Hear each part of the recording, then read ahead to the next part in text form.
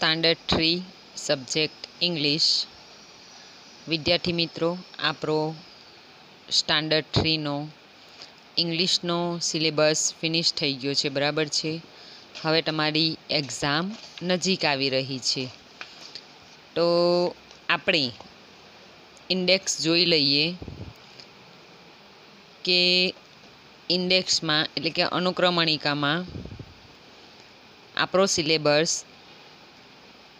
Lesson number 1 થી લઈને lesson number 7 સુધીનો રહેશે, બરાબર છે. લેસન નંબર 1 થી લઈને lesson number 7. 1 numbers, 2 fruits, 3 vegetables, 4 young ones, 5 here and there, 6 what is this અને 7 વન એન્ડ મેની. તો યુનિટ 7 સુધીનો અભ્યાસક્રમ આપણે ફર્સ્ટ સેમેસ્ટરમાં રહેશે, બરાબર છે. તો આજે આપણે જે ઇંગ્લિશ વિષય છે એ ઇંગ્લિશ વિષયનું આપણે માળખું જોશું, બરાબર છે. સ્ટાન્ડર્ડ 3 વિષય ઇંગ્લિશ પેપર સ્ટાઇલ. હવે આ જે પેપર સ્ટાઇલ છે આપણી, એમાં ક્વેશ્ચન 1 થી લઈને ક્વેશ્ચન 4 સુધીનું રહેશે, બરાબર છે. પ્રશ્ન 1 થી લઈને પ્રશ્ન 4 સુધી આપણું માળખું છે, બરાબર છે. હવે જુઓ, આ જે પેપર છે એ પેપર કુલ ગુણ 40 માર્ક્સનું પૂછાશે. આ જે પેપર છે એના માર્ક્સ રહેશે 40.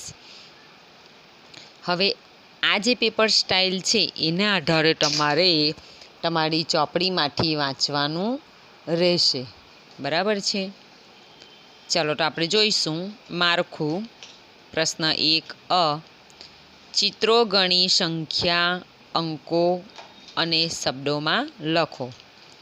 હવે અહીં શું છે કે ચિત્રને ગણવાના રહેશે. ચિત્ર આપવામાં આવેલા હશે, એને ગણી લેવાના. પછી જે સંખ્યા છે એને શેમાં લખવાનું? તો અંકોમાં અને શબ્દોમાં લખવાના રહેશે. તો કઈ રીતે? તો જુઓ, પ્રશ્ન 1 અ છે એ આ પ્રમાણે પૂછાશે, બરાબર છે, કે અંકો અને શબ્દોમાં લખો. આ રીતે ચિત્ર આપવામાં આવેલા હશે, બરાબર છે. પછી એને ગણી લેવાના અને અહીં એ આપણે અંકમાં લખવાનું. અંકમાં એટલે કઈ રીતના? તો આ પ્રમાણે લખવાનું હોય છે. અને શબ્દોમાં એટલે આ પ્રમાણે જેટલા ચિત્ર છે, બરાબર, એ નંબર એનો સ્પેલિંગ લખવાનો રહેશે, એટલે કે શબ્દોમાં લખવાનું રહેશે, બરાબર છે. એટલે આ પ્રમાણે પૂછાય. હા જો હું તમને બતાવું. ચિત્રો ગણી સંખ્યા, અંકો અને શબ્દોમાં લખો. હવે આ પ્રમાણે જુઓ, આપણને અહીં ચિત્ર આપવામાં આવેલા છે, બરાબર. એને ગણી લેવાના. 1 2 3 4 5 6 7 8 9 10 11 12 13 14, બરાબર છે. તો અહીં આ પ્રમાણે અંકમાં લખી દેવાનું 1 4, બરાબર છે, 14. અને પછી સ્પેલિંગ આ પ્રમાણે લખી દેવાનો રહેશે, એટલે કે શબ્દોમાં. આ અંકમાં કહેવાશે અને આને શબ્દમાં કહેવાશે. તો પ્રશ્ન 1 અ છે એ આપણે આપણો જે લેસન નંબર 1 છે એમાંથી પૂછાશે, બરાબર ને.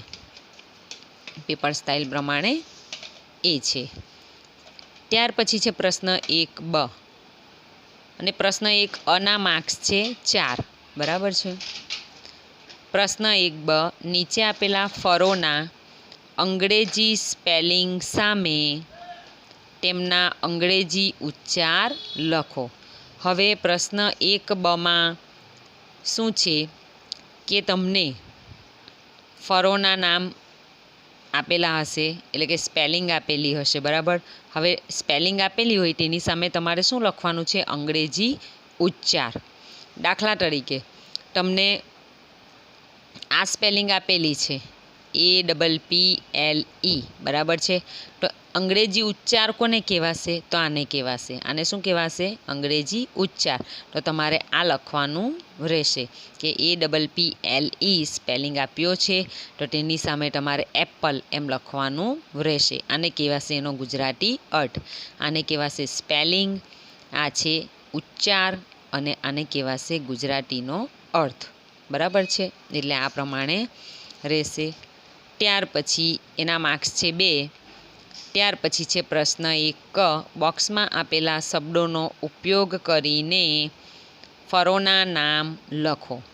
હવે અહીં શું છે કે તમને આ પ્રમાણે બોક્સમાં નામ આપવામાં આવેલા હશે, બરાબર છે. હવે આ નામ પ્રમાણે તમારે શું કરવાનું છે, જે બોક્સ આપેલું છે, બરાબર. હવે એ બોક્સમાંથી સ્પેલિંગ, જે જવાબ છે, જે સ્પેલિંગ છે, બરાબર, તે કયા ચિત્રને લાગુ પડે છે. દાખલા તરીકે અહીં આપણને કેળાનું ચિત્ર આપવામાં આવેલું છે, તો કેળાને શું કહેવાશે, તો બનાના. તો અહીં આપણે જોઈ લેવાનું કે શું કહેવાશે, તો આ જે બનાના છે એ અહીં આપણે લખવાનું હોય છે, બરાબર છે. તો આ પ્રમાણે પૂછાય, આ પ્રમાણે બોક્સમાં નામ આપેલા હશે અને ચિત્ર આપવામાં આવેલું હશે, બરાબર છે. તો પછી ફળનું નામ લખવાનું. ઓકે, ચાલો. ત્યાર પછી છે પ્રશ્ન 2 નીચે આપેલા શાકભાજીના અંગ્રેજી સ્પેલિંગ સામે તેમનો અંગ્રેજી ઉચ્ચાર લખો. કયો ઉચ્ચાર લખવાનો? અંગ્રેજી ઉચ્ચાર. કેટલા માર્ક્સ છે? 2 માર્ક્સ છે, બરાબર છે. તો આ જે શાકભાજી છે, બરાબર છે, જે રીતને મેં ફ્રૂટ્સનું કહ્યું એ પ્રમાણે કે શાકભાજીનો આ પ્રમાણે તમને સ્પેલિંગ આપવામાં આવેલો હશે અને તમારે શું લખવાનું છે? અંગ્રેજી ઉચ્ચાર. એટલે કે ટમાટો એ પ્રમાણે, અથવા લેમન, ચીલી, અનિયન એ પ્રમાણે તમારે એના અંગ્રેજી ઉચ્ચાર લખવાના છે, બરાબર છે, આ પ્રમાણે. ત્યાર પછી છે પ્રશ્ન 2બ બોક્સમાં આપેલા શબ્દોનો ઉપયોગ કરીને શાકભાજીના નામ લખો. હવે આ પ્રમાણે તમને બોક્સમાં શાકભાજીના નામ આપવામાં આવેલા હશે. હવે જે નામ આપવામાં આવેલા છે, બરાબર છે, અને તમને ચિત્ર આપવામાં આવેલા હશે આ જ પ્રમાણે. તો જે આ બોક્સમાં નામ છે, બરાબર છે, આ બોક્સમાં નામ છે, તો એ નામ સિલેક્ટ કરવાનું. દાખલા તરીકે બટાકાનું ચિત્ર આપવામાં આવેલું છે, તો બટાકાને શું કહેવાશે? તો અહીં જોઈ લેવાનું, શું કહેવાશે? પોટેટો. તો પોટેટો પછી લખી દેવાનું. મરચું હોય તો ચીલી, બરાબર છે. એ રીતના તમારે લખવાનું રહેશે. બોક્સમાં આપેલા શબ્દોનો ઉપયોગ કરીને શાકભાજીના નામ લખો. કેટલા માર્ક્સનું છે? 4 માર્ક્સનું રહેશે. ત્યાર પછી છે પ્રશ્ન 2ક ચિત્રો જુઓ અને બોક્સમાં આપેલા શબ્દોનો ઉપયોગ કરી એન્ડ વડે વાક્યો બનાવી લખો. કેટલા માર્ક્સ છે? 4 માર્ક્સ, બરાબર છે. હવે શું છે કે આપણને જે ચિત્ર આપવામાં આવેલા છે, બરાબર છે, તો આ પ્રમાણે ચિત્ર આપવામાં આવેલું હશે. હવે શું કરવાનું છે કે આમાં બોક્સમાં જે નામ છે એમ તમને પણ પેપરમાં નામ આપવામાં આવેલા હશે. પછી આપણે શેનો ઉપયોગ કરવાનો છે? તો એન્ડ. શેનો ઉપયોગ કરવાનો છે? એન્ડ. એન્ડ એટલે અને, AND, એન્ડ એટલે અને. તો જુઓ અહીં છે શું છે? તો કૂતરો છે અને ગલુડિયું છે. કૂતરાના બચ્ચાને શું કહેવાય? ગલુડિયું. એટલે ડોગ અને પપ્પી. તો અહીં આપણે જોઈ લેવાનું, તો શું છે? ડોગ અને પપ્પી, બરાબર છે. તો શું લખીશું? A dog and. એન્ડ એટલે અને, અ પપ્પી. આ રીતના તમારે લખવાનું રહેશે. 4 માર્ક્સ છે. ત્યાર પછી છે પ્રશ્ન 3અ પ્રાણી પક્ષીઓના બચ્ચાના નામોને યોગ્ય ચિત્રો સાથે જોડો. 2 માર્ક્સ.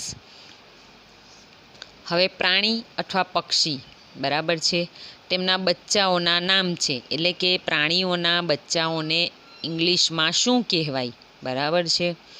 તો આ પ્રમાણે તમને જોડકા પૂછવામાં આવે, બરાબર. તો આ ચિત્ર છે, તો એની સાથે જે લાગે, બરાબર છે, તેની સાથે એને જોઈન્ટ કરવાનું રહેશે. દાખલા તરીકે જુઓ, આ શું છે? તો પપ્પી. તો એને અહીં જોઈન્ટ કરી દેવાનું રહેશે, બરાબર છે।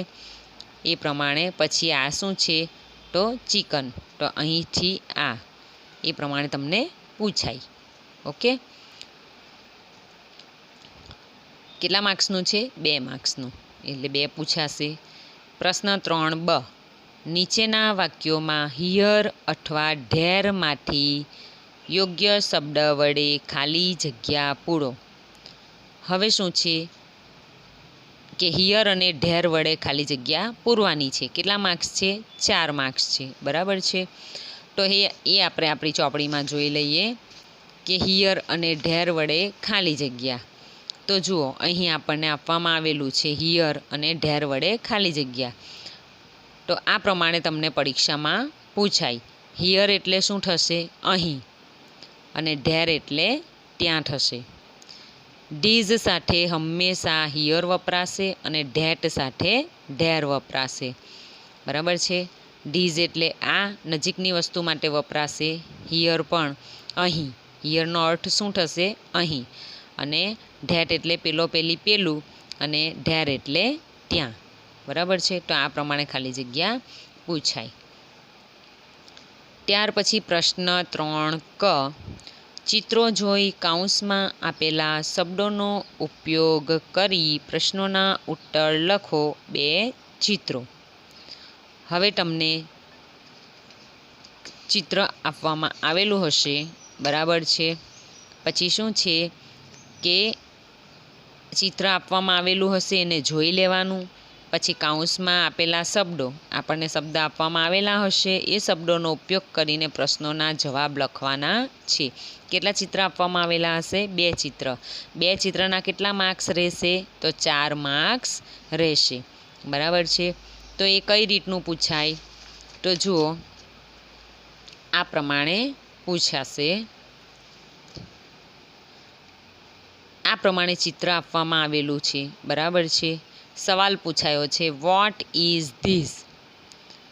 આ છે કૌંસ, કૌંસમાં તમને શબ્દો આપવામાં આવેલા છે, બરાબર છે। તેનો આપણે ઉપયોગ કરવાનો છે। તો આ ચિત્ર શેનું છે? સફરજનનું છે, બરાબર છે। સફરજનને શું કહેવાશે? એપલ કહેવાશે કે ટોમેટો કહેવાશે? તો એપલ કહેવાશે, બરાબર છે। પછી મેં તમને શીખવાડ્યું જ છે કે કઈ રીતે જવાબ લખવાના। What is this? આ સવાલ પૂછાયો હોય તો આ ધીઝ પહેલાં અહીં આવી જશે જવાબમાં, બરાબર। આ શું છે? બરાબર, ધીઝ એટલે આ, વોટ એટલે શું, અને ઇઝ એટલે છે। આ શું છે? તો આ સફરજન છે, એવું આપણે લખવાનું ને। તો ધીઝ પહેલો આવશે, એમાં ટી જે છે એ કેપિટલ થઈ જશે। યાદ રાખવાનું બાળકો કે જ્યારે તમે જવાબ લખો, બરાબર છે, સવાલનો જ્યારે તમે જવાબ લખો તો જે પહેલો મૂળાક્ષર છે એ હંમેશા કેપિટલ જ આવશે, બરાબર છે। તો જુઓ, અહીં ધીઝમાં ટી એ સ્મોલ છે, તો અહીં કેવો થઈ ગયો? કેપિટલ। તો તમારે લખવાનું ધીઝ, પછી ઇઝનું ઇઝ લખવાનું, અને શું? તો શુંની જગ્યાએ આપણે શું લખશું? An apple. એન શા માટે આવ્યો? કારણ કે એપલમાં પહેલો જે મૂળાક્ષર છે એ સ્વર છે, એ મેં તમને શીખવાડ્યું હતું, બરાબર છે। આ પ્રમાણે તમને પૂછાશે। કેટલા માર્ક્સ છે એના? 4 માર્ક્સ। 2 જ ચિત્ર પૂછાશે, પણ માર્ક્સ કેટલા છે? 4, બરાબર છે। કોઈ પણ 2 ચિત્ર પૂછાઈ શકે, રીંગણનું પૂછાય, ઘોડો, ટોપી, ગમે તે પૂછાઈ શકે, બરાબર છે। ચાલો, ત્યાર પછી આપણે જોશું પ્રશ્ન 4 અ, પ્રશ્નાર્થ વાક્યો બનાવી લખો।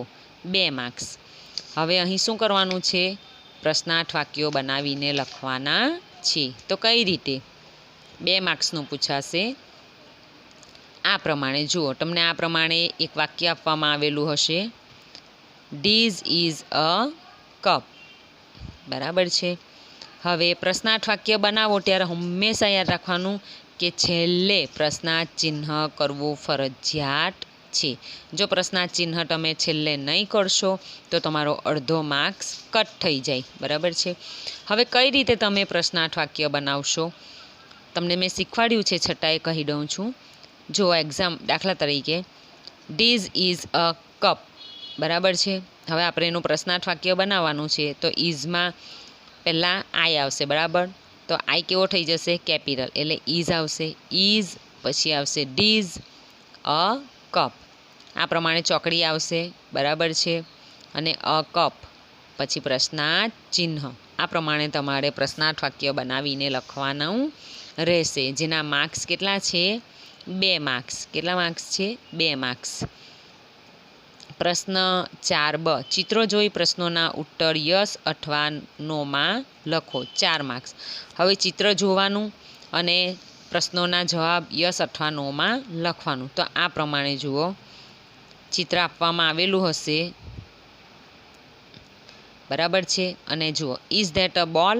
તો આ શું છે? બોલ છે? ના. તો એનો જવાબ છે no, it is not, it is an egg.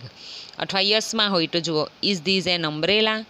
શું આ છત્રી છે? તો યસ, ઇટ ઇઝ, હા તે છે. આ પ્રમાણે પૂછાય.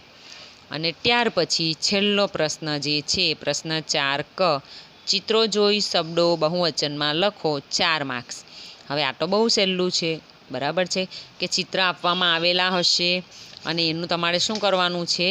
બહુવચન કરવાનું છે. કઈ રીતે? તો જુઓ, આ પ્રમાણે એક્ઝામ્પલ તરીકે અમ્બ્રેલા એટલે કે છત્રી, એક જ છત્રી છે, બરાબર. હવે કેટલી છત્રી છે? 1, 2 અને 3. હવે આપણે એનું બહુવચન કરવાનું છે, તો શું થઈ જશે? અમ્બ્રેલાઝ. પાછળ એસ અથવા ઈએસ લાગે, બરાબર છે.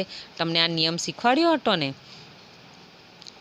જે જાતિવાચક શબ્દને અંતે S, double S, CH, SH, x કે ઓ આવે તો તે શબ્દને બહુવચનમાં ફેરવવા ઈએસ મૂકવામાં આવે છે.